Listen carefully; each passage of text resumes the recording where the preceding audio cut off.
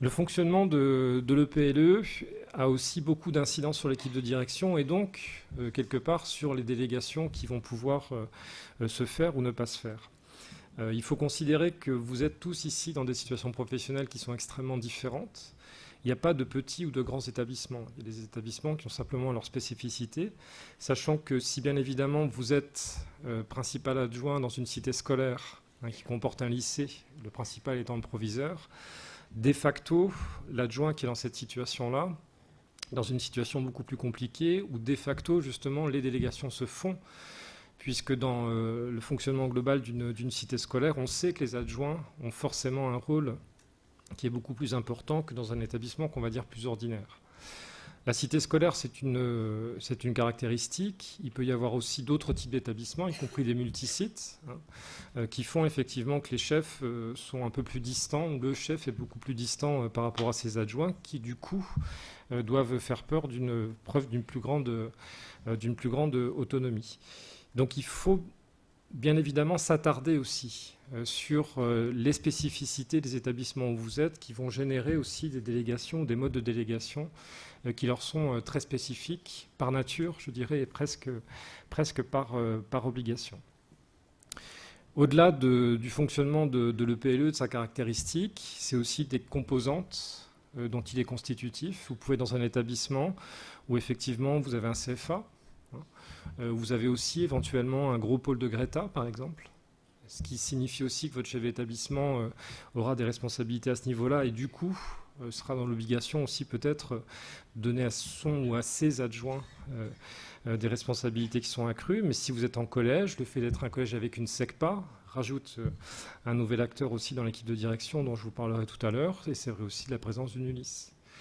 Et du coup, du fonctionnement et de ces spécificités effectivement de fonctionnement vont découler obligatoirement des délégations ou des modalités de délégation qui vont être quelque part les conséquences justement de ces spécificités. À partir de là, il y a aussi un élément, et c'est sans doute le plus difficile à percevoir alors que vous arrivez non pas seulement dans la fonction mais dans un établissement, c'est-à-dire quelle est la culture locale entourant la conception que peuvent avoir vos personnels, mais aussi l'ensemble des usagers, je veux dire les parents et les élèves, de ce qu'est l'équipe de direction. Vous avez des cultures locales où effectivement la position de chef est une position qui est par nature extrêmement respectée. C'est-à-dire que le chef d'établissement, quelque part, est un notable parmi d'autres. Ce n'est pas seulement vrai d'établissements qui seraient, par exemple, dans la grande ruralité, sachant que l'établissement est un des rares services publics qui existe encore et qui est présent. Mais du coup, la personnalité ou l'importance qui est attachée, on va dire, au chef d'établissement et à son ou à ses adjoints s'en trouve effectivement quelque part enrichie par le fait que localement, effectivement, il y a une culture d'accueil, de reconnaissance du statut de chef d'établissement ou de chef d'établissement adjoint, qui de facto vous met dans une position bien particulière. À l'inverse, vous pouvez tomber effectivement dans un établissement où l'équipe de direction est complètement rejetée. Ça concerne peut-être certains d'entre vous, c'est-à-dire des établissements où effectivement l'équipe de direction a beaucoup de mal à développer des relations avec l'ensemble des personnels pour plein de raisons, pas seulement syndicales, mais ça peut être aussi le cas. Cela dit, on peut être dans un établissement où la représentation syndicale est très forte et pour autant avoir d'excellentes conditions de travail au quotidien. Mais il se peut aussi que vous soyez arrivé dans un établissement qui, historiquement, et peut-être que vous ne l'aviez pas vu au moment où vous avez, ou peut-être que vous n'avez pas eu le choix d'y aller non plus, mais où, historiquement, effectivement, il y a une forme de rejet systématique de l'équipe de direction pour des raisons idéologiques, politiques, ce que vous voulez. Donc là, forcément, ça aura aussi une incidence sur les délégations parce que celles-ci seront effectivement envisagées avec beaucoup de prudence pour ne pas vous surexposer immédiatement, surtout si vous avez à travailler sur des domaines professionnels qui sont systématiquement l'objet de refus ou de revendications.